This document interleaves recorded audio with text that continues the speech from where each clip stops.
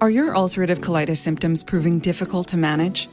Tremfya guselkumab can help you manage the cycle of UC symptoms. At 1 year, many patients taking Tremfya achieved clinical remission, and some patients also achieved endoscopic remission.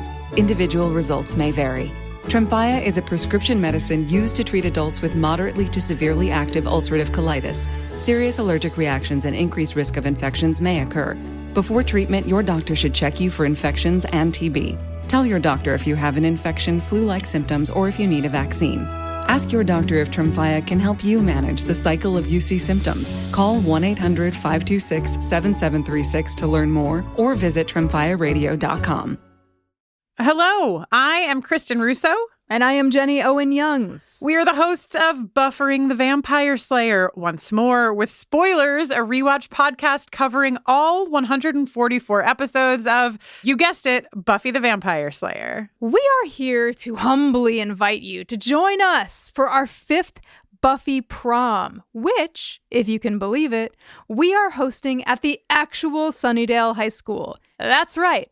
On April 4th and 5th, we will be descending upon the campus of Torrance High School, which was the filming location for Buffy's Sunnydale High, to dance the night away to 90s music in the iconic courtyard, to sip on punch right next to the Sunnydale High fountain, and to nerd out together in our prom best inside of the set of Buffy the Vampire Slayer. All information and tickets can be found at bufferingcast.com/prom. Come join us. Have you heard of Olivia, the travel company for lesbians and LGBTQ+ women? You know what they say, life is short and the world is wide. And when you're a lesbian or LGBTQ+ woman, you want to be able to go on vacation, have some fun, feel safe, and be yourself. Olivia Travel creates full takeovers of their cruise, resort, riverboat, and adventure vacations so you can kiss who you want to kiss without a care in the world in your own safe space. Olivia also provides the entertainment, bringing comedians and musicians from within your community. Traveling by yourself? No problem. Olivia has a robust solos program so you can travel alone, together. Single, coupled up, or in a group, you'll meet amazing LGBTQ+ women who come from all walks of life, yet have so much in common. Join the thousands of Olivians who travel to bucket list destinations all over the world. It's life-changing to be in the majority on your own vacation. Discover Olivia for yourself at olivia.com today. Lez Hang Out. Lez Hang Out. Let's hang out. And let's talk about what Leslie's about. Let's hang out. And let's listen to two lesbians shout. Let's hang out. Lez Hang Out. Hey everyone, welcome back to Lez Hang Out. I'm Ellie Brigida. And I'm Leigh Holmes Foster, and here's what's happening this week. This week in the Lesdom. This week in the Lesdom is a place where we can touch base each episode about things going on with the podcast or otherwise. We would like to also thank Olivia Travel, the travel company for lesbians and LGBTQ+ women, for their support of this episode. In Season 8, we are continuing to release our Patreon bonus episodes. You can find those at bit.ly/lespatreon. Patreon is the biggest way for you to support our show. Our Patreon supporters make sure we can pay our independent team and pay for all of the things that make doing this podcast possible. So thank you to our Patreon supporters. If you want to listen to those bonus episodes, we have a bunch of them out at bit.ly/lespatreon. In the greater Les universe, the Wiggles said gay rights. If anyone has seen this Wiggles song, it is called Friend of Dorothy, and they did it with Orville Peck, and they were like, hey, we are friends of the gays, and I love it. The song slaps, and we are happy that the Wiggles are for gay rights. Thank God. Lady Gaga's new album also just dropped, and she's hosting SNL. I, for one, am loving the new Gaga album. It has so many of her like old Gaga kind of roots. It's very dance pop, super fun. I'm super excited to hear all of her new stuff. Also in the greater Les universe, the Powerpuff Girls live action reboot, which was supposed to come out on the CW, was canceled, but they just released a new leaked version of basically like a fan edit trailer. And it was clearly going to be gay, especially Buttercup. So there's a whole quote about Buttercup saying, no way I'm wearing that gender normative dress. So I wish we could have seen that reboot. Also Dove Cameron, who, you know, I love from Descendants. But happy to see this like tiny little glimpse into the gay that could have been. With that, back to you, Ellie and Leigh. Thanks, Ellie and Leigh, and welcome to our 143rd installment of Should've Been Gay. Oh, it was fun, it was great, but it should have been a little more gay. And in this week's episode, I'm addicted to you. Don't you know that you're toxic? Great intro. I need like the background song. Pew, pew. And I love what you do. I can't get the Britney like. Thank you. Yeah. Also, where's my snake? I didn't come prepared. Where's your parasite? Where is my parasite? We are so excited for this week's episode, and we are even more excited to be joined by a special guest. We have Jordan Myrick, who's an actor, writer, comedian that you may recognize from the internet on Good Mythical Morning, from the stage on Upright Citizens Brigade, from your TV on Dropouts Gastronauts, and you might have taken their dating advice after listening to their comedic relationship advice podcast, Happy Wife, Happy Life, and you might even know Jordan from the funny food content that she makes on social media. As long as you recognize them, Jordan's happy. Jordan, we recognize you. Perfect. Thanks Perfect for read being of my here. bio. Thanks so much This for is gonna having me. be I'm very excited. So much fun. You have done, I feel like, just so many good content creator things on the interwebs for so long. Yes, if you cannot get success in traditional acting roles, you really have to turn to the internet. Mm-hmm. And you've done it. I've tried. We were chatting a little bit before we were on air. You could maybe share with our listeners also. You get recognized relatively often, so you're happy. I do. How often would you say you're happy? How often would I say I'm happy? I think on a large scale, I would say I'm happy 100% of the time because I do have a nice life and all of my problems are kind of small potatoes. Especially like I definitely am in the best place in my life I've ever been, which is Mhm. wild. Like for the first time in my adult life, the last maybe like 2 years, I'm not living paycheck to paycheck. And like That's things great. like that. We're golf clapping, Thank you golf so clapping. much. So Mhm. things are going really well. So I'm happy 100% of the time, but I do also suffer from severe generalized anxiety disorder. So I'm also like generally Oh, in a massive panic hey. as well. I That's very gay know of you. that feel. Happy with an undercurrent of panic, I feel like, is most of us, you know? Yeah. Absolutely. That's okay. Yes. Maybe we are meant to be best friends, Jordan. There you go. Yeah. It's the anxiety It's a that s- brings us together. It's a Of course. symbiotic relationship. Ooh, wow, the segue. Mhm. She nailed it. We're gonna dive in to This Should Have Been Gay on Venom. Can't wait for this. Hot. So, Leigh, will you give us the IMDb synopsis? I would love to. I know that I think we might delve into like further movies. I decided to just read the IMDb synopsis from the first Venom movie, so the 2018, the OG Venom. IMDb synopsis is as follows. A failed reporter is bonded to an alien entity, one of many symbiotes who have invaded Earth, but the being takes a liking to Earth and decides to protect it. Symbiotes? Symbiotes. How do you pronounce that? I think they pronounce it symbiotes in the movie. Symbiotes. We'll go with Mhm. that. Yes. Okay, hit us, Jordan, with your gay synopsis of Venom. Tom Hardy bottoms for anti-hero. Mm-hmm. Yes, Mm-hmm. yes. That's my synopsis. My gay synopsis of Venom. Exactly what I saw. So concise, so perfect. Love it. I feel like for my gay synopsis, I'm literally just gonna say, I've had one of these creatures up my ass. That's a great That's- log line for a movie poster. Like Yeah. it's canon. I love that. I feel Like like that is canon. I feel like they could do a gay porn parody of Venom, which would be similar to the movie, but they could use that tagline. Yeah. Exactly. I'm like, didn't we watch a gay porn parody of Venom? Like, I don't know what you were watching, but Sure. Leigh, what's your gay synopsis of the film franchise Venom? My gay synopsis of Venom is you thought lesbians had a monopoly on the urge to merge? Well, have you heard of Hunky Homo and his alien boyfriend share a literal single human body? The urge to merge is really good. Yeah. It's so the It's a lot. codependency is strong with these two. It's a lot. It is actually so comical. Like, I had we should talk about our experiences with Venom, but like, I had never seen these films. I had personally not done a deep dive into the side of the internet that is like Veddie, and it's so funny to me. Yeah. Yeah. There's a lot. Um, There's Jordan- literal yeah. fan vids. Yeah, It's crazy. It's so funny. Jordan, what was your experience with Venom, and why was it like you suggested that we do this I film, did. correct? I did. I love this movie. I love this movie. I love the second movie. The third movie was one of the worst things I've ever seen. Oh, that's good because it's the only one I haven't watched Oh, yet. it's So good to really, hear. really bad. But I love the first two. I love the first one specifically. I get really hyper fixated on movies and I will sometimes watch the same movie every night for like months at a time. So I went through a period where I would watch Venom at night every night for like multiple months, which is really bizarre because I do not care about superheroes. I do not care about Marvel.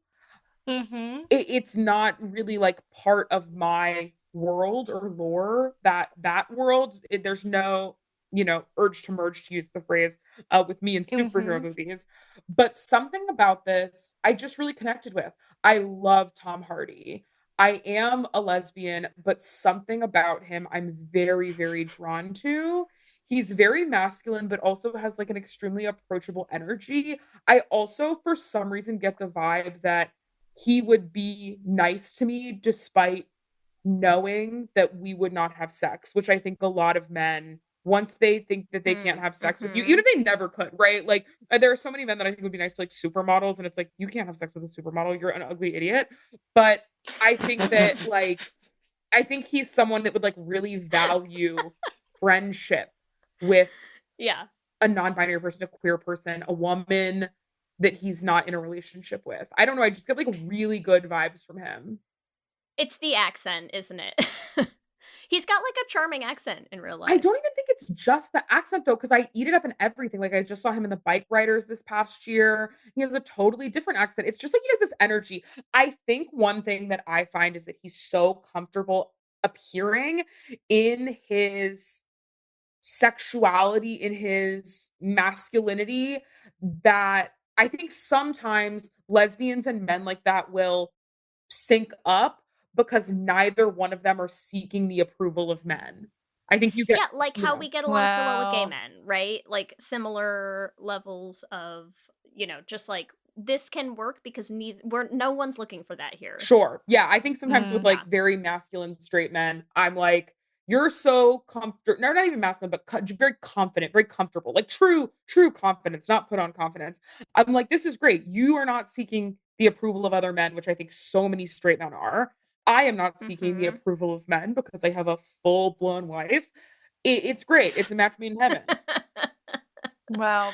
Do you feel like there's also something that's comforting to you about the fact that like he has another man inside of him at all times?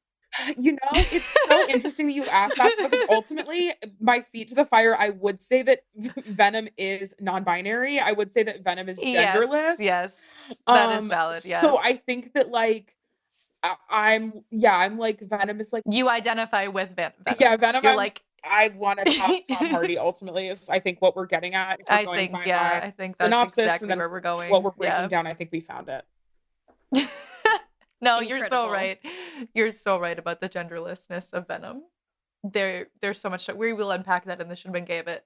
Leigh, what was your experience with Venom? I similarly had not seen this. I mean, you know this about me, Ellie. Is like same thing. The MCU, not my thing. I don't have time. feel There's like so much of it. I'm so the busy and intersection lazy. of like queer people in the MCU is sort of like is Venom at this but point. you know what's right? Like, funny? Venom I and feel like- Agatha all along. Agatha all along, and then what was the other one that we did with Haley Steinfeld? We did Yes, I know what you're talking with about. the With archery. the bow and arrow. Oh, I'm just gonna do the bow and Hawkeye? arrow motion. Yes. Hawkeye, yes. I feel like for someone who has actually pretty easily avoided watching an MCU movie for years and years and years and years, I've really kind of upped my amount of that Marvel opening credits scene. Like. But There's been a only lot for the ones lately. that have queer subtext. Oh, absolutely. Who has time for straight film? Yeah. These So days? and there's a shit ton of straight Marvel films. I Yeah. have no need for them. I mean, to be honest, is there a movie in the MCU that I don't think we could convincingly argue Oh, is I'm gay? sure we could argue they're all gay. No, but this, sometimes it's really, it's like chef's kiss level of queerness, and Venom, boy, sure met that. There was a lot. And what a I will say, joy. like, What I a don't know joyful why. watch. I don't know why I wasn't expecting it.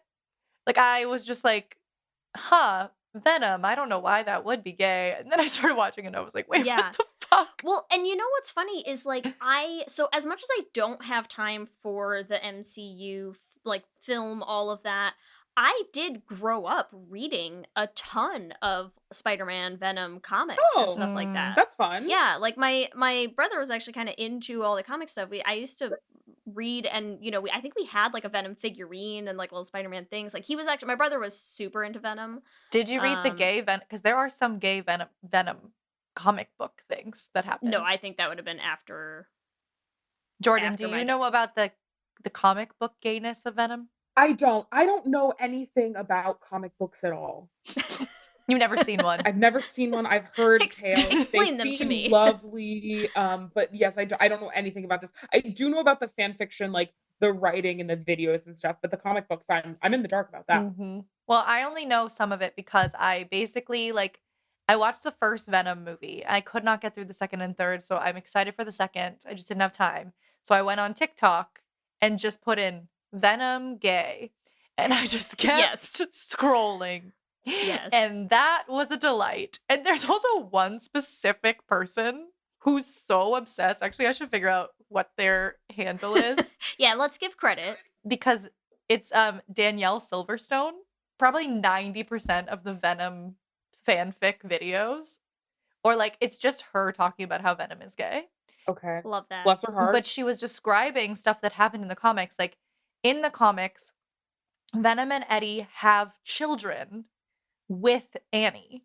So, like, together, the children combine Venom and Eddie's DNA with Annie's. So, like, they literally have physical children together. With like a surrogate. I love that for them. Yes. Honestly. It's what every gay couple dreams of. And they call each other my love in the comics. Sure. There's mention of them being joined, like, in marriage. It's quite canonically gay. Incredible. I love So that. I just thought we should set the scene with that, because I don't feel like by watching the films and thinking they're gay, you're reading too much into something. Like, the text is texting. That's really interesting. I do think being born of a threesome would make you a supervillain.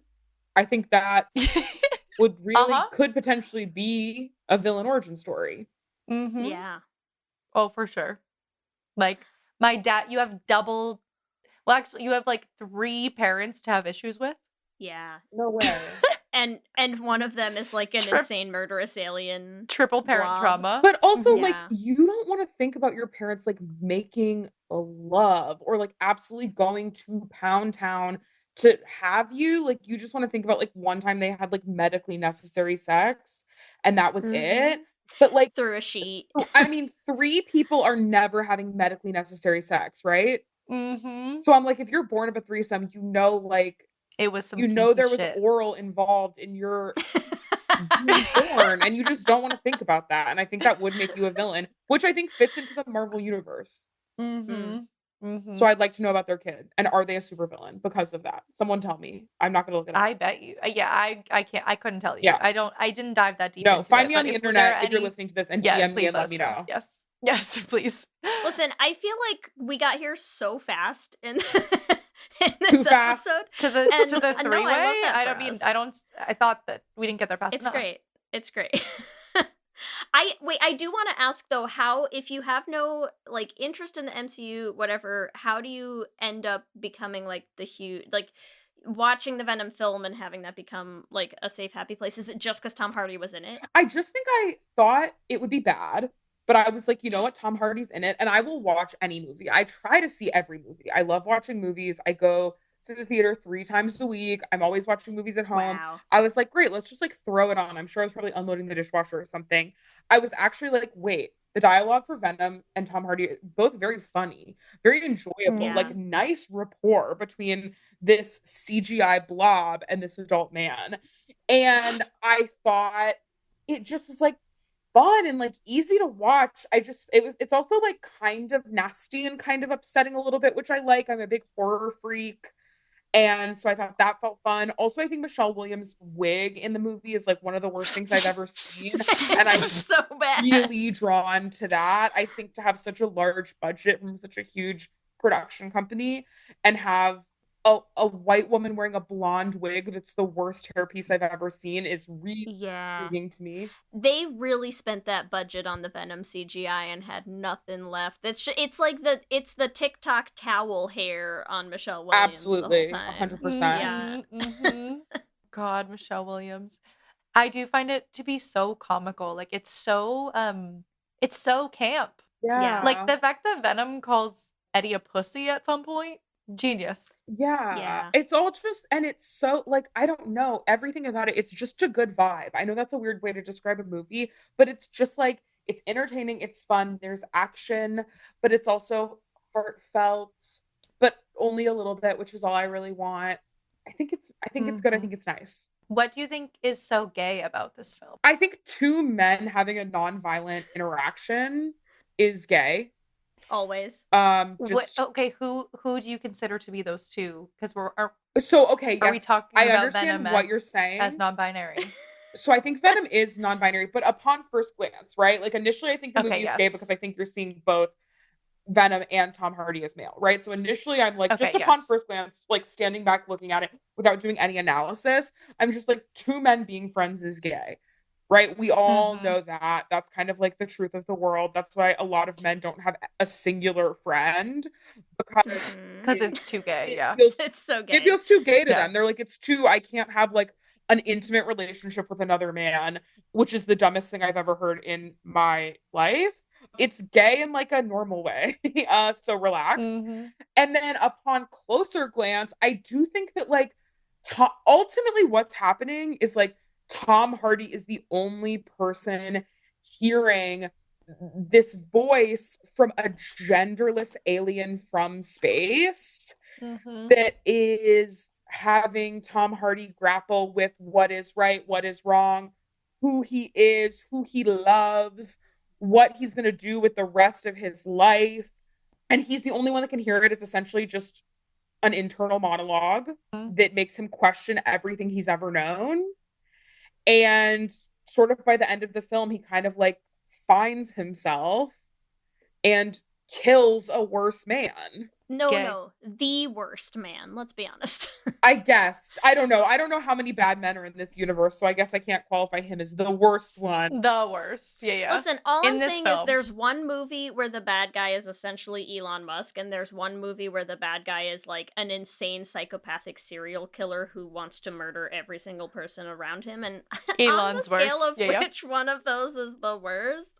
Yeah, I mean he's definitely give us Cletus Cassidy, okay? He's definitely much worse than Woody Harrelson. Woody Harrelson's just like a sad child, you know?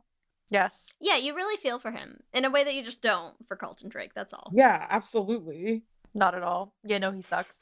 I feel like I would like to, from the beginning, talk about Eddie's relationship with Annie, because I feel like that is a bit of a queer relationship to start. It feels lavender, right? Like the cat of it all. Make sure you feed the cat when you go. The thing that doesn't feel queer about it is like, this man is an idiot. Why did you fumble the bag so hard? He's actually, okay, I would argue with you right now that he's not an idiot and that she was willing to facilitate evil in a way and he's just trying to do the right thing. I think she was like looking for a reason out of the relationship. She's immediately with a new man who's like a doctor. I think Tom Hardy was like too alternative, too different for her. He's riding a motorcycle. He seems bisexual. He's like trying to take, you know what I mean? And she like, I think she just like can't handle it. She breaks up with him so immediately, so fast. Yeah, she was like handing the ring back. Not even a conversation. Just take the ring. right? And I agree. I think that it feels very lavender, and so I think that she was just like, good, an excuse to like find a straight man who wants to sleep with me. And it was quite easy for her to find find a straight man. Yeah, immediately, like not without missing a beat. A straight man named Dan, you could just find 5 walking down the street on any given Sunday. Like there's no Yes. challenge there. I do feel like a queer thing about it though was how Dan reacted to Eddie. Was very much like, "Oh, you're Annie's ex? Cool, nice to meet you." Yeah. And you're like, "What?" Yeah. Yeah, I mean, These men are, yeah. I think that he's like so intimidated by Tom Hardy because he's like so hot. So right. But like I feel like he doesn't. He also is. He is also like into Tom Hardy. Yeah. He's like, "I love your work." Yeah, Like- he fangirls a little bit when they first meet, right? Mm-hmm. Mm-hmm. I see it. He's definitely not the like, oh, like the ex, let me like chest puff up. No, he's like, oh my god, I loved your show. Like you're great. Do you want to talk about it? Do you want to like sit, get coffee sometime? Annie, who? What? Also, I didn't watch a second movie. What happens to that man? He's like still just Oh, around. Dan's- They're like kind of he's around. friends. It's giving like Ross, Rachel, and Chandler. Not to make this a straight podcast and reference No. Friends, but God damn it. sorry. We have, you know what? We have stayed away from Friends for this long. We still haven't done a Should've Been Gay Yeah. on Friends, right? No, we haven't. I don't know if I'm ready. I don't know if I'm ready to go there, quite honestly. Yeah, no, Dan's still around in the second one. He's still there. with Annie. Still with Annie. Yeah. So Annie's not with Eddie in any of the movies. No. And like they're No. like friends with him. Like it's Yeah. very normal. That's queer. And not only is she not with him in the second movie, like they kind of make this big thing in the second movie. So the second movie they're fighting again, it's like, yeah, it's a serial killer who absorbs a little bit of venom that turns into like another now child symbiote called Carnage, and there's this whole thing where Carnage is like, "Oh, I'm going to capture Annie to lure Eddie and Venom, to this big fight so that I can kill him and all this stuff." But even the scenes in there where like, he's like, "You're gonna watch her die," and you just don't get the sense that it really is hitting Eddie that hard anymore. He's like, he's saving her because they're friends and he cares about her, and But he has a new partner loves and it's her. Venom. But yes, he has a new partner and it's Venom. It doesn't feel like he's like, "No, I will do anything to save this woman." He's kind of just like, "No, don't kill people. That's bad." It's like, do you know what I mean? Like different stakes, I think, in terms of where that's falling for him. Interesting. I was just curious.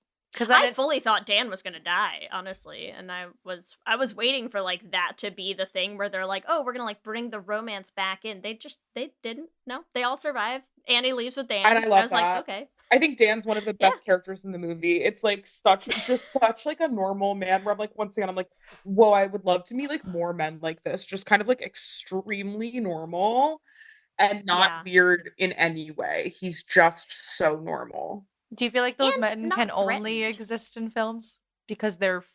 Because they're fake? No, I don't think they only can, but I really do think it takes a level of true confidence and security that I don't think most men have because the way our society is set up. I do like Dan.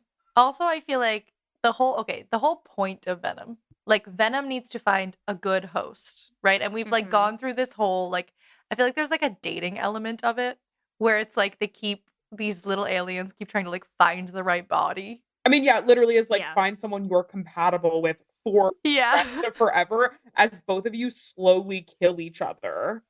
Yeah. Which is like It's so exactly marriage. yeah, it's like literally exactly what Kendall and I are doing. Which one is which? Oh my god. Are you Venom or are you Tom Hardy? I'm absolutely Tom Hardy and Kendall is absolutely Venom. She's so much more fun than me. And I'm just much more pragmatic and I kind of like keep things moving forward. But Kendall brings in the fun and the joy and the humor. So she ultimately is Venom. Wow. She wants to eat human heads whole off their bodies, and you're like, "No, Yes, don't do that." that's what I mean by the joy. She brings a little bit of joy. Brings just a little bit by of joy. decapitating humans. Through violence, yeah. I mean, hey. I love it. I feel like that Whatever is it takes. this is actually good. Like every relationship has a Venom and an Eddie, you know? Absolutely. And you just have to figure out who's who. Like once you figure out those roles, like you can really just like live a good life together, you know? Yes. Mm-hmm. I totally see it. Do you need us to ask which one you are, Ellie? No, it's okay, because it's a hard question. Mm. I feel like if we're talking about who's more fun, I feel like I'm also the Eddie. Because I do feel like the Venom has some sass. Yeah. Mhm. Venom has the banter. I like that. I'm telling you, Venom's yeah. like always 15 minutes late everywhere. Mm-hmm. You know what I mean? Venom like never. Even when he's Venom when has a pile of credit card debt. Yeah. Yeah. It doesn't matter that Venom's attached to Eddie. Like Venom is always 15 minutes late. Venom like never has their glasses, so like they can't drive at night, so you always have to drive. Mhm. Like Venom doesn't remember the passwords to any of your bank accounts. yes, Venom has had 3 drinks, but is like, I've had 1 drink. And you're like, why are you saying that? I've watched you have 3 drinks. My favorite scene that I was watching on the TikToks is the gay bar scene with Venom. Yes. Yes. Can we just yes. discuss that? What are your Well, thoughts on that okay. scene? Wait.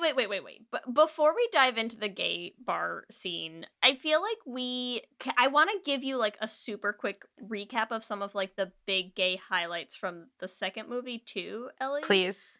But I feel like before we should we like talk about the All right. gayest moments from the first movie yeah. first, and like then yes, because I there's a lot to say about the gay bar scene for sure. Yes, let's discuss the kiss in the first movie. The Annie kiss in the first movie, which is really a Venom kiss. Yes.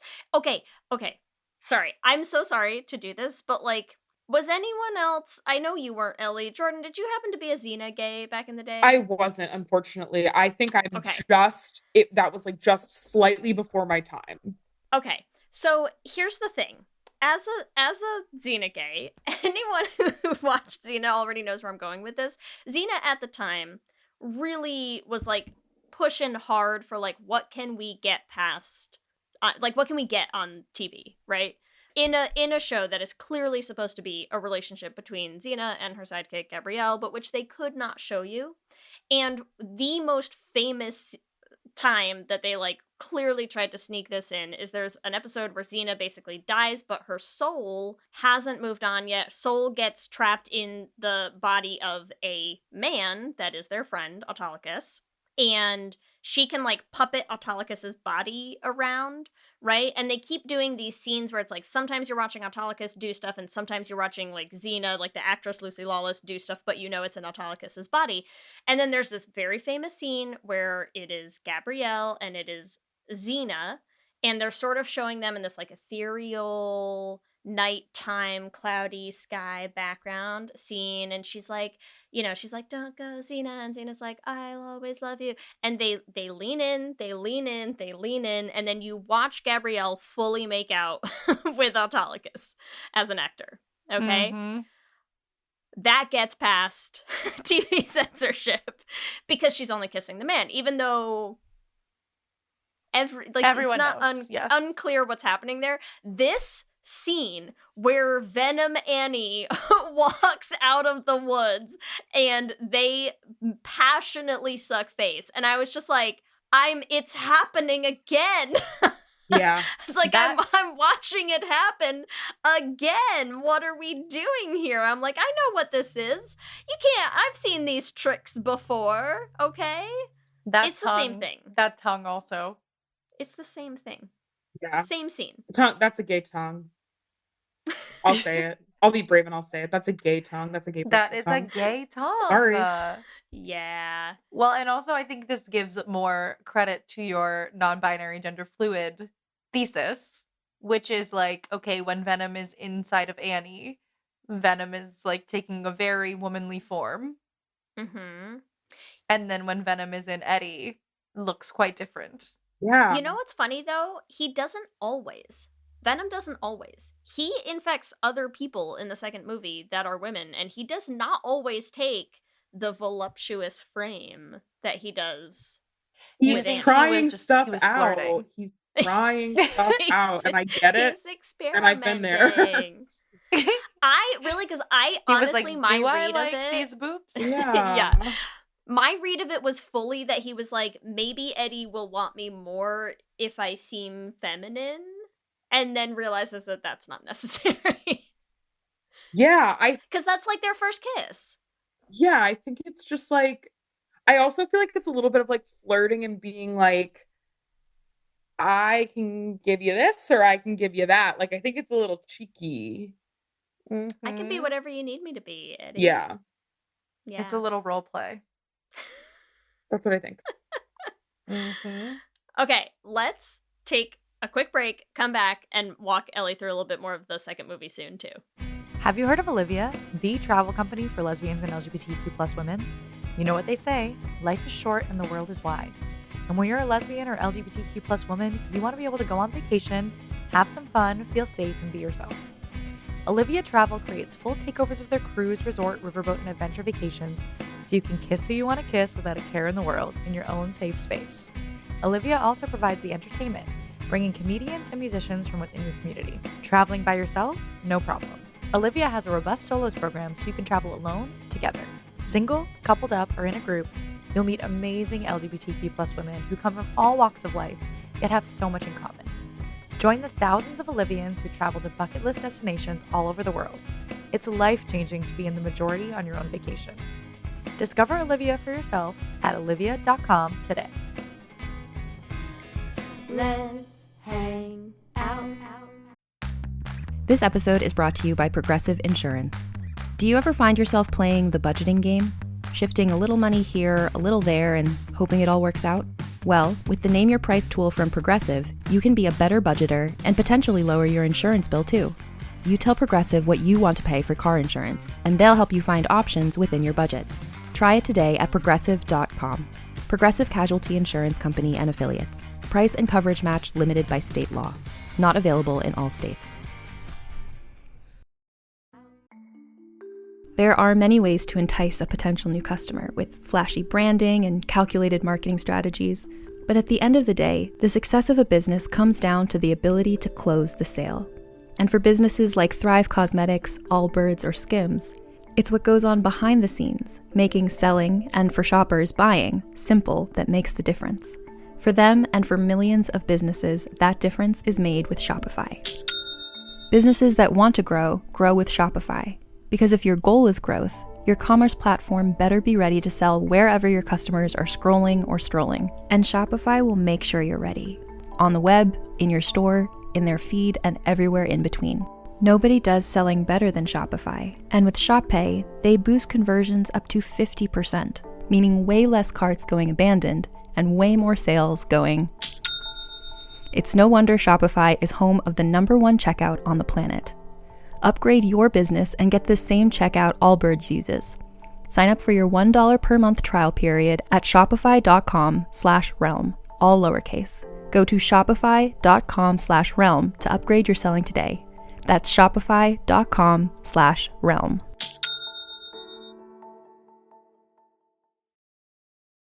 Hey folks, we're the hosts of Comic Sans, the podcast about comics for those who are sans knowledge. I'm Yen. And I'm Nat. Comic Sans is a show for people who are new to comics, like me. And people who love them, like me. I make Nat read some of my favorite works in the medium, including Saga, Daredevil, and The Flintstones. And Yan talks about what makes that comic special. We've just launched Season 3 of Comic Sans, with new episodes every 2 weeks. And you can binge the first 2 seasons wherever you get your podcasts.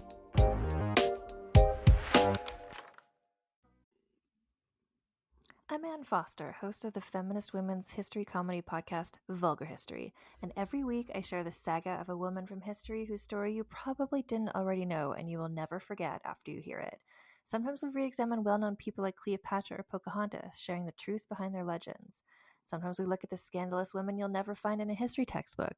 If you can hear my cat purring, she is often on the podcast as well. Listen to Vulgar History wherever you get your podcasts. Okay, before we go to the second movie, let's just talk about like the end of the first movie. Like, I don't know, the whole storyline of the first movie is like Venom and all these aliens are trying to take over the world. And then he decides, oh, I don't want to take over the world because I'm in love with you. Mm-hmm. Like, that's sort of what happens, right?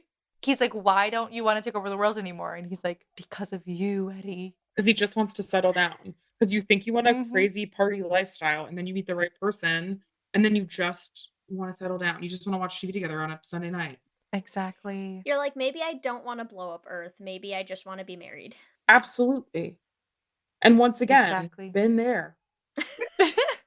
You are Veddie. Veddie is you. Yes, absolutely. I think it's all of us. We are all Veddie in some way. There's also something very funny to me about the fact that I think all 3 movies seem to have the crux of the film be Venom desperately trying to sacrifice himself to save Eddie Brock, right? He is like so desperate for this to be a rom-com ending. He's like, I'll die for you. And then he just keeps not. Yeah, I mean, And it's comical. he really wants attention, which is also very gay. Yeah. To want attention that bad, that you're offering such dramatic ways to receive the attention, that is homosexual behavior. Yes. So True gay. story. All right, tell me about this. Walk me through the second film. Oh my god. Well, the second film I think is important, first of all, because we have our first breakup, which, I mean, again, for like a clearly toxic couple, you had to know was coming, right? Is this just me, Jordan? I feel like the second movie felt like watching like a season of the L Word. Yeah, absolutely. There's a lot of like, will they, won't they? But like ultimately we know they will. And then it's like sometimes you're just like you guys are being annoying, I think is why it feels like the L Word. It's like, what am I Yeah. even watching? Like I don't like just figure it out and like I'm done. Yeah. So Just kiss and in make up. Kiss and make up. So in the second movie, we open with like they U-hauled and they're trying to ride out the kinks in the road, right? So like Venom's like, let me eat brains, and Eddie's like, we don't eat people. That's what the chickens are for. And Venom has named their chickens Sonny and Cher, and he's like, Sonny and Cher are best friends, and I could never eat them. That is so gay. Yep. Yes. No, it's extremely Yep. gay, right? But Venom wants to like run around and save the world and like kill bad guys and eat them.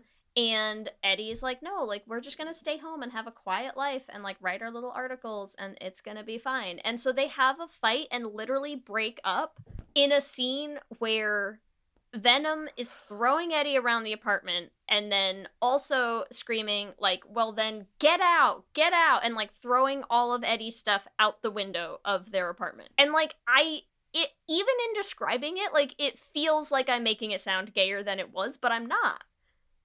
Is that Yes. gay? He's like, no, take your shit and like get out. Like, I don't want you here anymore. Take your TV, take your clothes, right? Like, and so they do end up separating, which is where you get to The gay bar scene because Venom doesn't have another suitable host. So he's just kind of like, this is the real speed dating, like body hopping, where he's just like, I'm hooking up with you and I'm hooking up with you and I'm drinking at this party and I'm at this gay bar and I'm covered in glow sticks and and I'm gonna go to this gay bar and drunkenly take the mic and be like, yeah, I don't need Eddie. I don't need you, Eddie. And then a girl's like, you're hot. And he goes, I swear to God, you're not my type. Wild. Okay? To this girl in the gay bar. Yep. And then drunkenly passes out in an alley going, I wish you could see me. I wish you could have seen me tonight, Eddie. Yeah. Really, Wow. really just, I mean, no alluding to anything. It's just all kind of right there on the table for you. Yeah. Do you feel like the second film is gayer than the first? Yes. Yeah. Well, I feel like Hmm. it's like how your relationship gets gayer as time goes on. Mm. You know what I mean? Mhm. You know what I'm saying? Like my relationship is so much gayer now than when it first started, even though it's always been a gay relationship. And I don't want everyone shut up. You know what I'm talking about. Don't be like, what do you shut up. You know what I'm talking about. Like it just gets, it gets really solidified in its homosexuality and how it's just like, I don't know, it's a different own gay thing. And I think the second movie Yeah. is that too. Mm-hmm. It is differently gay. Yeah. They're like they're different stages of the relationship. Yeah. Well, I love how too it's like, I mean, I watched the clips on TikTok. He's like, I'm coming out of the Eddie closet or something. It's like Yes. whoever wrote this scene knew what they were doing. Yeah. Yeah. Probably a gay person. Did we do a Google if a gay person wrote this? Oh, we didn't. Let's do it. Who wrote Venom, Let There Be Carnage. It says Kelly Marcel is not known to be gay, but the film's director did say the movie includes a coming out scene for Venom. Yeah, there you go. And they are correct. There you go. Venom speaks for the other, is what they said. The other? Mm-hmm. Insane way to phrase it. I know. Said by a straight. Yeah. Yes, Venom speaks for the others. But yes, I mean, that is a full-on breakup scene. It's a full-on breakup scene. It's a full-on, like, my toxic relationship has broken up and I don't know how to move on with my life scene. And then you also get the, like, groveling, you know, like, you have to beg to take me back scene. Because that's how they get back together. So who begs? Who's the beg? So Venom infects Mrs. Chen, the woman who runs the little bodega. Yeah. And makes Eddie apologize and beg to take him back. Wow. Okay, so what else is gay about this second film to you, Jordan? It's very fantastical. If we're talking about like the production of it all, it's very fantastical. It's very romantic. It's very like forbidden love. Even like the straight relationship is very like forbidden love. Like we've never been able to be together. We've always been kept apart. We were both kept in secret. I think it has a lot of stuff that like, I'm not suggesting that seemingly straight couple from the movie is gay. They're not, but it gives like thematic homosexual undertones which match the rest of the film. Yeah, because Venom is very like, I don't want to just be at home together, you know? He's like, I want to be out there, like, fighting bad guys and eating them. And I want to be the lethal protector. And it's very, it is, the themes are very, like, don't keep us hide hidden. my love. Don't hide us. Absolutely. And I think all the couples, like, kind of reflect that. Which is a very gay story. So this is the coming out. This is all about coming out. It's a beautiful coming out story. I also was first queer relationship, toxic love story. You know, it's got it all. Don't hide me. I'm out of your closet, Eddie. So Eddie's closeted, and Venom's like, fuck this, I'm going to the gay bar. Yeah. I also watched a scene on TikTok where they're on the beach. Is that from the second one? Yeah, it's like the after credits sequence of the first movie and then the start of the second movie, if I'm not mistaken. Am I correct? I think the beach scene is before the credits, because the after credits thing, it's both. Okay. It's both. The after credits is when they're in bed watching the movie together, or the telenovela together. Right, yes. The pre-credits thing is literally, because Venom keeps talking about how he doesn't want to be cooped up in the apartment. He's like, I want to be out in the world. I want to feel the sand in my toes and the wind in my hair and all this stuff. And so at the end of the second movie, when they, like, kill the bad guy and whatever, they run away because they're like, well, they're going to be after us now. So they go on their honeymoon, and Eddie brings him to a beautiful beach to watch the sunset together with their toes in the sand and the wind in their hair. And they sit together side by side watching the sunset together, which, like, that's love. That's romance. It's really sweet. I mean, it's a very, like, it's as much as it's like a toxic thing, like you're saying, Leigh, it is a nice love story. They're finding their way to each other. Absolutely. The scene that I watched, they also were talking about Eddie's like, I like you, but like, I don't know if I love you. And that's like a weird thing to say to your friend. Yeah. Because why would you need to say that to your friend? Right? Like why would I never needed to say that to a friend? In that scene at the end on the beach, he's like, because you just said you love me, right? Like, again, the straight explanation of this film, how do we get a straight person on here to tell us what it is? Because it's okay, we don't need them. I don't see it. I don't get it. How does someone watch this movie and be like, yeah, Annie is the romance here, right? I think even if you look at this movie through like a completely straight lens, you still know that Annie's not the right choice. Yeah. Yes. I think everyone knows that. Even what's funny is, like, even Venom, who still at the beginning of the second movie is on this whole kick of like, we have to get Annie back, like, we love her, right? And then they have this whole, like, they break up, they get back together, and then by the end of the film, when Annie and Dan are walking away, and he's like, you know what? You take care, Dan. I like you, Dan. You're pretty great. And you're like, yeah, we've lost the whole pretense here. Like, there's no Annie. There's no Annie. I feel like even Annie, if anything, I think Annie might be more into gay Eddie than she ever was into closeted straight Eddie. 100%. Absolutely true. You're far more fascinating to me now. Yes. Because he's not hiding. He's just, like, authentically being himself now. And I think that it's opening up a whole new side of him that she didn't see. But, I mean... I also think there's something to being like, you want what you can't have. You think now she's like, you're with Venom and I'm jealous? Yeah. I don't think she's actually jealous. I actually do think she's really happy with Dan. And I think Annie's really normal. And I think she wants a normal person like Dan. I think they're, like, a great fit for each other. But I do think she just, like, has residual feelings of jealousy of, like, wow, he'll do all this for Venom, but not me. He won't even not read my emails, but he'll, like, kill a bunch of people for Venom. Oh, he and Venom have so much fun together. Their life is so exciting. Dan's just a doctor, you know? Like, I don't think she wants to be with him, but I think it's just, like, she's in her feelings. I also, listen, not to be that person, but, like, yeah, he was reading your emails because, like, you had a lot of shitty secrets, and he and Venom have zero secrets. They physically cannot have secrets. That's the thing. Like, this is giving such lesbian. Yeah. Like, it's so, like, we had, Jordan, was it a few weeks ago? Maybe a month ago? I don't know.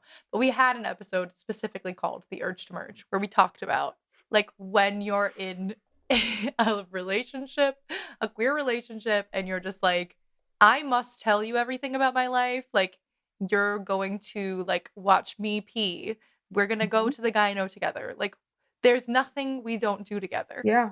This is, like, it's like a gigantic metaphor for, like, actually you can physically never do anything without me or you will die. Yes, absolutely. You know what else it was making me think of, Ellie, was it when we just had Amanda on where I was talking about us using the term we, like the singular entity of Ellie and I using we, and then I watched this movie where he's just like, nothing can stop us, Eddie. We will go do this, and it's like everything is always this very like, well, we can do whatever we want. We can save the world.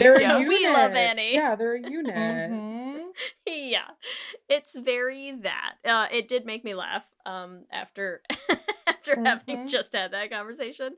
But no, I mean, it is. The other thing that I think is great about it is like a very, because I do think they have some toxic stuff going on that they need to work out. Like, really, they should have a therapist. But what do you feel like is what is the most toxic thing about Venom and Eddie? Well, here's what it brought up for me is that I feel like there is something that can come up a lot in relationships where there's some sort of imbalance where it's like either you have, you know, like established gay who's been out for a long time and new gay, or you have like someone who's much older, someone who's much younger, where you have that kind of imbalance where Eddie keeps being like, no, don't you remember, like, we watched that movie about this, I taught you about this, like, we talked about how, like, we can't eat these people, here's how the world works, I know more than you, right? Like, there's this very unbalanced dynamic that I think Venom is naturally rebelling against, you know, like, it, because that's, I mean, it is a real dynamic that comes up in relationships, and I think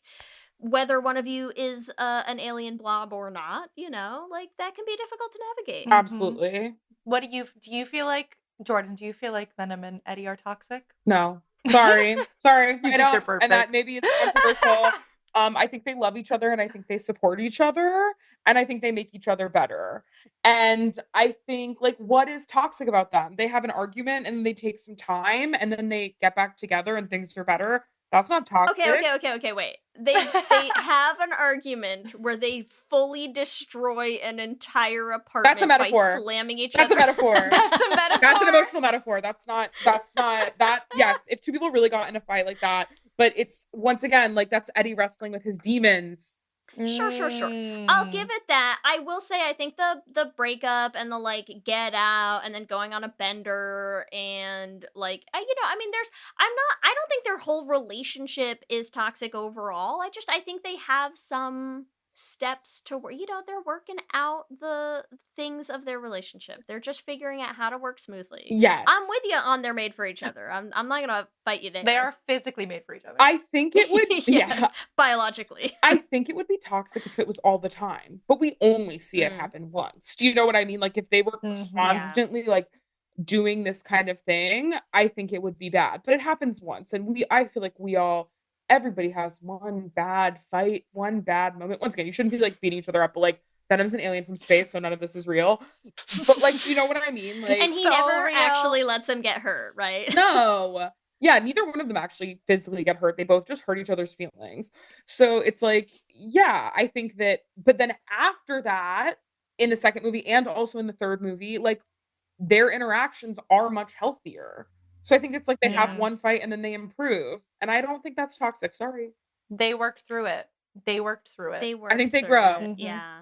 Wait, Jordan, will you tell us about the trash can that is the third movie? Oh, it's just awful. It's really like, it's absolutely nothing happens. It's the kind of movie you can tell that like a lot of footage was taken. And I'm sure that there like is some iteration of this movie that's very good. But in the final edit, it just simply does not make sense. There are a lot of new characters. I think Tom Hardy is great. I think Venom's fun. But there's like a bunch of new characters that you don't really know anything about or learn anything about or care anything about, but they're really incorporated into the movie in a completely useless and nonsensical way. Everything just feels really manufactured and fake. It's not, I think like the first movie, they kept it simple and that was nice.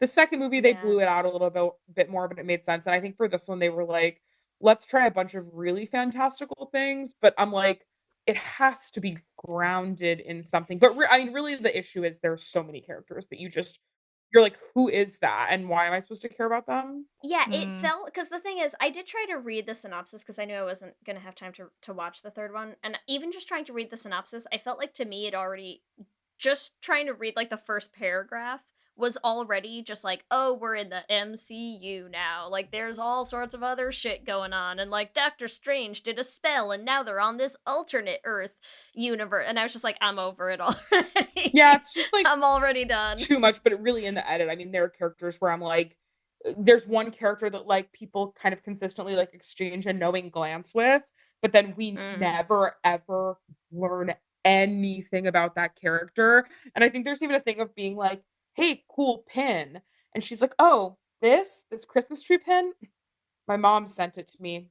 Let's just say she's obsessed with Christmas. I'm like, there's something else that was in the movie that was this. Like, right? Like, this is some other something where like more was supposed to happen. She was supposed to be more integrated into the movie, but it just didn't make it into the final cut. Yeah, well, the whole Santa Claus edit. Yes, really, yeah. Tim landed on the cutting room Tim floor. Allen was going to be in it, and then they said no, that's probably not a good idea.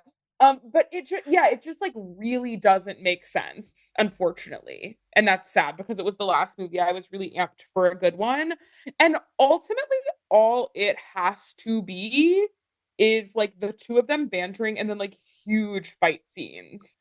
There really needs to be almost no plot whatsoever. I think that that's the sweet spot that they've hit. And if they missed it, they missed it. Yeah, you're sad. So right. It's sad. Anything else that's super gay about Venom and Eddie before we head into our next section, which is which characters are we shipping, which we know? I'm trying to think. Just so much of everything. I really think I do think we should just give a special shout out to the first movie where they do basically like topple a billionaire, and that just feels like queer resistance-y to me. That's all. Sure. Mm-hmm.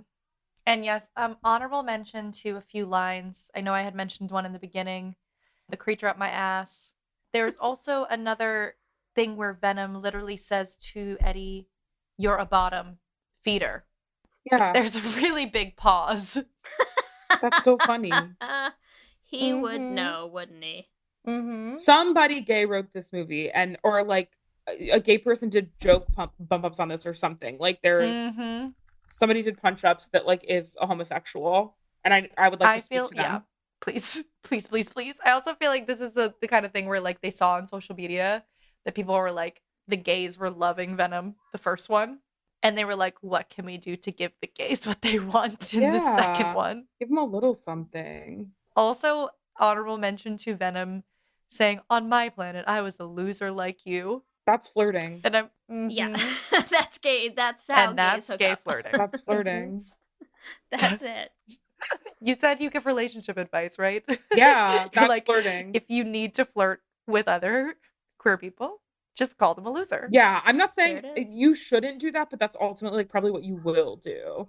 And you'll neg them, but you'll also neg yourself. You shouldn't do that, but you will.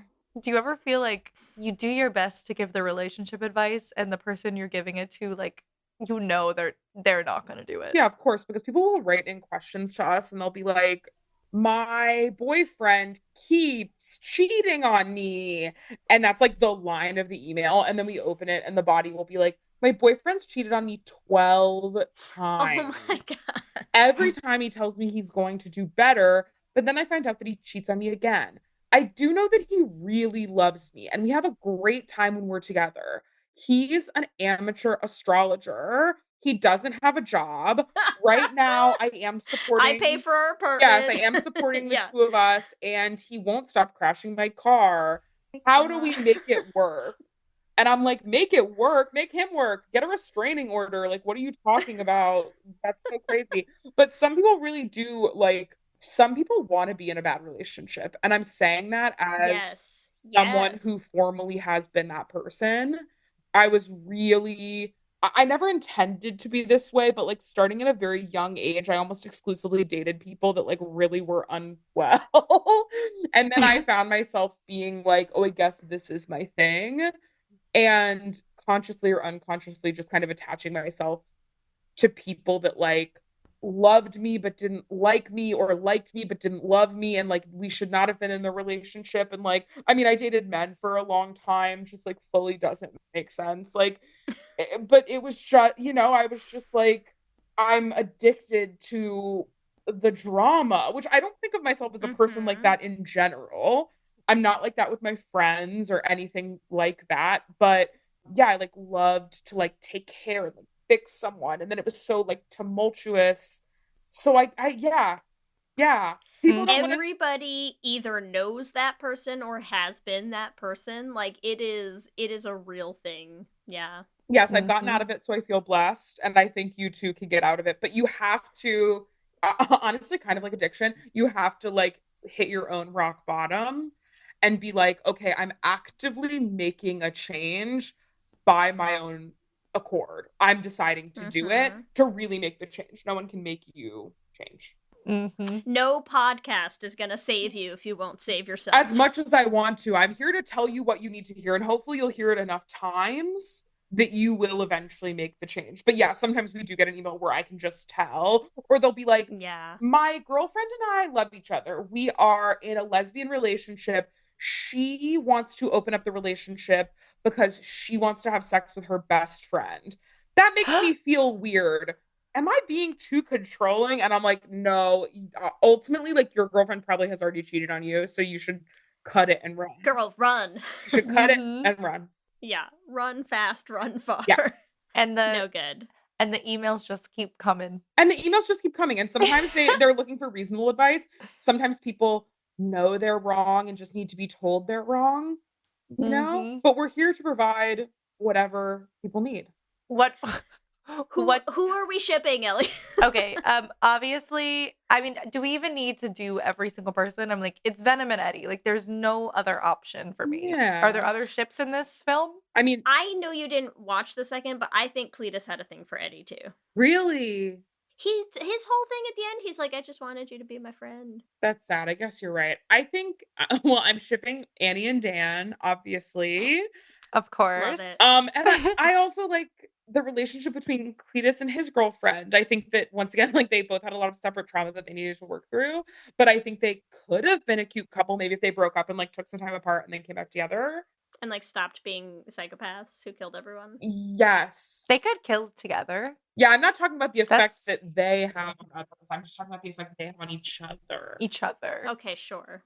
And then ultimately, I'm like, who else is in this movie? Almost no one. Yeah, there's not much. Yeah, I like would love for, I don't know, like I would love for the woman that runs the convenience store to like date someone really hot. Like maybe she dates like Michael B. Jordan's character from Black Panther, since they're all in the same universe. Yes. I'm gonna ship them. Get it, Mrs. I love Chen. that I'm for gonna Mrs. I'm gonna Chen. ship the two of them. I love that. Hot. That is a wild card that I did not expect, and I love. Sorry. Amazing. But we can all agree Venom should have been gay. Should have been gay. Was So gay. Venom is a queer icon. Yes. We're going to ask you some Q and gay questions, so it's just multiple choice or yes or no. Here we go. You ready? Q and gay. Question number 1. What would have been the most fitting end for Carlton Drake? A. Exploding rocket. B. Imploding submarine. C. Orca sailboat sinking. Or D. Guillotine. Guillotine. Just our fave billionaire endings, okay? Yeah, guillotine, I think. Gotta have some options. Yeah, I think the spectacle adds to the gayness of the movie. It evokes Marie Antoinette. You know, which like what rich gay man hasn't dressed up as Marie Antoinette for Halloween? That's what I think. I feel like this movie would have benefited from some like full-on Venom drag. Yeah. Yes. Oh my gosh. One day. There's always they left it open. There's for the always possibility 4. of a 4th, right? So Sure. Okay. Jordan couldn't have the host of Gastronauts on and not ask a question like this. So what 2 insane alliteration-focused foods could you survive on? A. Chicken and chocolate. B. Crickets and cranberries. C. Balut and Bavarian cream. Or D. Snails and strawberries. I think it's the most boring, but I have to go with chicken and chocolate. I was fine with most of the savory options, but I don't love all of the sweet options I was given. So I'll go chicken and chocolate because I'm a chocolate guy. Wow. Incredible. So you love crickets. I'm very happy to eat crickets. Yeah, like most of the savory options I would have been fine with. But I don't really like berries. But no cranberry. Don't really like berries. Cranberry I like more. What was the last one? Strawberries? Strawberries. Yeah, I don't like strawberries. I think there's like a kind of a lot of strawberry propaganda out there really pushing it, and I think they're not that good. Big strawberry. Really, really like, dominating the airwaves. Really, I really do. Question number 3. Pick an ideal date. A. Motorcycle ride. B. Seafood restaurant. C. Horseback ride. Or D. Beach sunset. Seafood restaurant. I feel most at home eating seafood. I grew up going back and forth between New Orleans and South Florida. So like peeling a shrimp and like sucking all the juice out of its head is where I feel most comfortable and affirmed in my life. So you would have been really good in that scene with Eddie in the tank. Yeah, absolutely. I would have jumped in. I would have eaten the lobster raw just like he did. Done it before. Of course. Okay, question 4.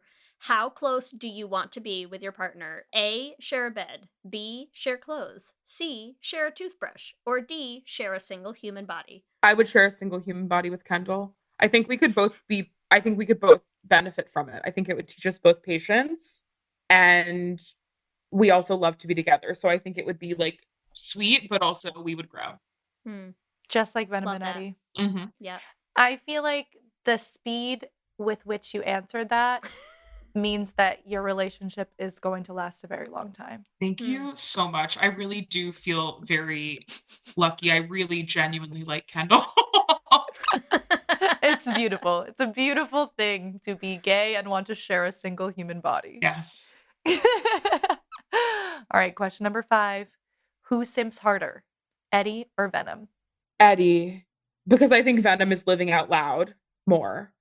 And so I think that because of that, it adds like a whole nother layer to Eddie's like yearning and desire to please and just the relationship as a whole. I do feel like there's also like, when I was scrolling on TikTok, there's some like BDSM aspects of the Venom Eddie dynamic. Sure. Like, people are talking about how Eddie's a brat, and I was dying laughing at that.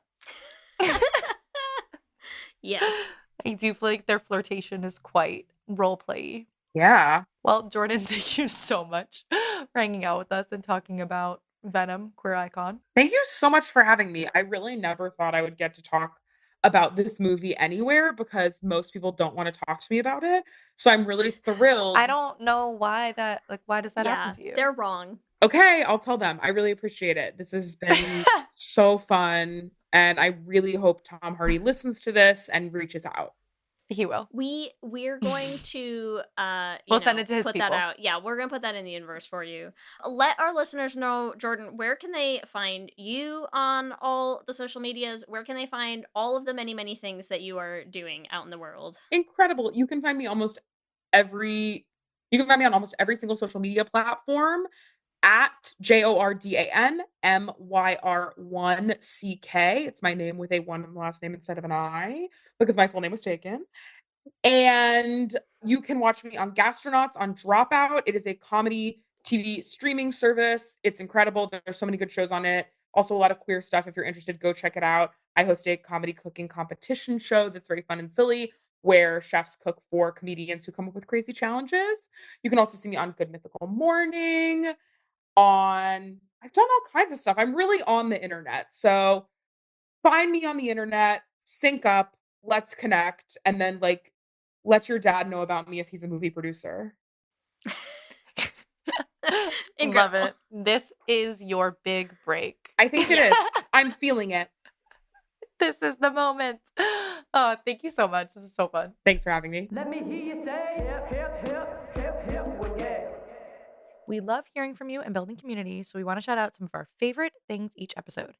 We'd love to shout out Linda on Instagram, who reached out and said, I know I'm 2 weeks late, but oh my God, how I have enjoyed your podcast episode about Wicked. She watched the movie for the first time 4 days ago, and her mind was blown, which of course I agree. Also, big win for Leigh because Linda is from Germany and had a huge crush on Lucy Scherer back in the day. And so she said it brought her back to her Hans auf Herz days, and also applauded Leigh's pronunciation. So good job, Leigh, on that. And thank you, Linda, for reaching out. As always, I want to thank our Lesbian Jesus patrons, Mark Foster, Lizette Stye, Adi Benitez, Sophia Phillips, and Armani Gucci. And our King Princess patrons, Amy and Ellen. And Andrea Doucette, thank you so much for supporting us. We could not make the show without you. Remember, you can also find us on all social medias. We are on Instagram, Facebook, Blue Sky, and TikTok at Lez Hang Out Pod. You can email us at lezhangoutpod@gmail.com. You can check out our website at lezhangoutpod.com. Whatever app you use for podcasts, make sure you subscribe so you'll be the first to know when new episodes drop. We also have videos going up on our YouTube channel, so make sure you subscribe at youtube.com/lezhangoutpod to catch them. Lez Hang Out is an independently produced show hosted by us with audio production by me. Our production assistant is Kristen Murison, and other podcasting shenanigans by Leigh Foster. If you want to help support the podcast, there's a couple ways you can do that. The first is to leave us a rating and a review on whatever app you use to listen to podcasts. It helps new people find the show. And if you want to support us on Patreon, it's the best way to support us and make sure we can pay our tiny little crew at bit.ly/LezPatreon. We also offer all kinds of bonus episodes for you, so you get all kinds of fun Lez Hangout content. If you want to buy some Lez Hangout merch and deck yourself out in all the Lez goodness, you can find all of our new designs and new items up on our store at our website or at bit.ly/LezMerch. We will have new things going up as we take advantage of all these new things that we can make now because we're having fun.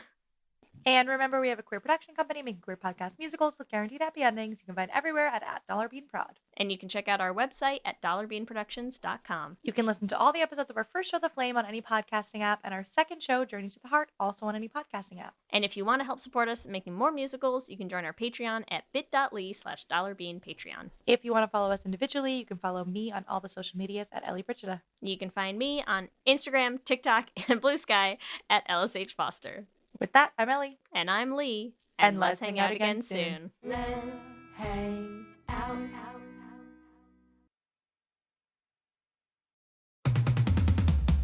I'm Amy Nicholson, the film critic for the LA Times. And I'm Paul Scheer, an actor, writer, and director. You might know me from The League, Veep, or my non-eligible for Academy Award role in Twisters.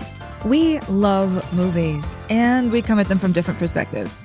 Yeah, like Amy thinks that, Joe Pesci was miscast in Goodfellas, and I don't. He's too old. Let's not forget that Paul thinks that Dune 2 is overrated. It is. Anyway, Despite this, we come together to host Unspooled, a podcast where we talk about good movies, critical hits, fan favorites, must-sees, and in case you missed them. We're talking Parasite to Home Alone. From Grease to The Dark Knight.